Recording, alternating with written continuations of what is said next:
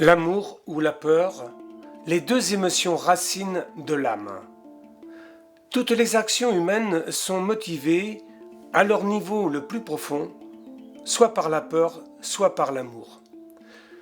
En réalité, il n'y a que deux émotions, deux mots dans le langage de l'âme. Ce sont les opposés extrêmes de la polarité du monde dans lequel nous vivons, de ce monde de la dualité. Chaque pensée humaine, chaque action humaine est fondée soit sur l'amour, soit sur la peur. En réalité, il n'y a pas d'autre motivation et toutes les autres idées sont dérivées de ces deux-là. Voilà pourquoi les humains aiment, puis détruisent, puis aiment à nouveau. Toujours ce balancement d'une émotion à l'autre. Pourquoi cela ? Tout simplement à cause de l'idée fausse que nous nous faisons de Dieu, que nous ne pouvons pas avoir confiance en Dieu, que nous ne pouvons pas compter entièrement sur l'amour de Dieu. De ce fait, nous nous faisons une fausse idée de nous-mêmes. Nous nous conformons à cette idée que l'amour est sous condition.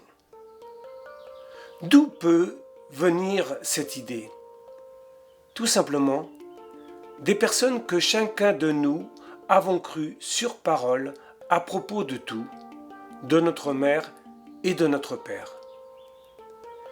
Pour la plupart d'entre nous, ce sont les gens qui nous aiment le plus. Et pourtant, ne t'ont-ils pas dit que tu étais trop ceci et pas suffisamment cela ? Ne t'ont-ils pas rappelé que tu devais bien paraître et ne rien dire ? Ne t'ont-ils pas réprimandé à certains moments de ta trop grande exubérance ? Ne t'ont-ils pas encouragé à laisser de côté certaines de tes idées les plus folles ? Ce sont tes parents qui t'ont enseigné que l'amour était conditionnel. Et c'est cette expérience que tu fais entrer dans toutes tes relations amoureuses. C'est aussi l'expérience avec laquelle nous venons vers Dieu. À partir de cette expérience, nous pensons que Dieu est un Dieu aimant, mais que si nous dérogeons à ses commandements, il nous punira d'un bannissement éternel et d'une damnation perpétuelle. Nous projetons sur Dieu le rôle de parent. Nous avons donc abouti à un Dieu qui juge, récompense ou punit, à partir de ses sentiments à propos de ce que nous avons fait. Mais c'est une vision simpliste de Dieu, qui n'a rien à voir avec qui il est. Ayant ainsi créé à propos de Dieu tout un système de pensée fondé sur l'expérience humaine plutôt que sur des vérités spirituelles, nous créons ensuite toute une réalité autour de l'amour. C'est une réalité fondée sur la peur, enracinée dans l'idée d'un Dieu terrible et vengeur. Ainsi, toute action entreprise par les êtres humains est fondée soit sur l'amour, soit sur la peur, et cela ne se limite pas aux relations personnelles.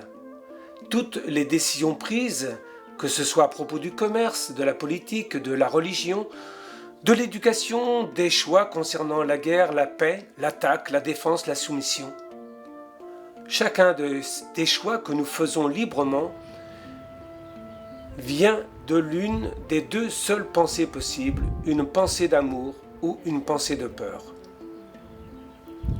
La peur est l'énergie qui contracte, referme, attire, court, cache, entasse et blesse. L'amour est l'énergie qui s'étend, s'ouvre, envoie, reste, révèle, partage et guérit. La peur s'accroche et se cramponne à tout ce que nous avons. L'amour donne tout ce que nous avons. La peur retient. L'amour chérit. La peur emprisonne. L'amour lâche prise. La peur laisse de la rancœur. L'amour soulage. La peur attaque. L'amour répare. Chaque pensée, parole ou action humaine est fondée sur l'une ou l'autre émotion. Il n'y a pas d'autre choix. Mais nous sommes libres de choisir entre les deux.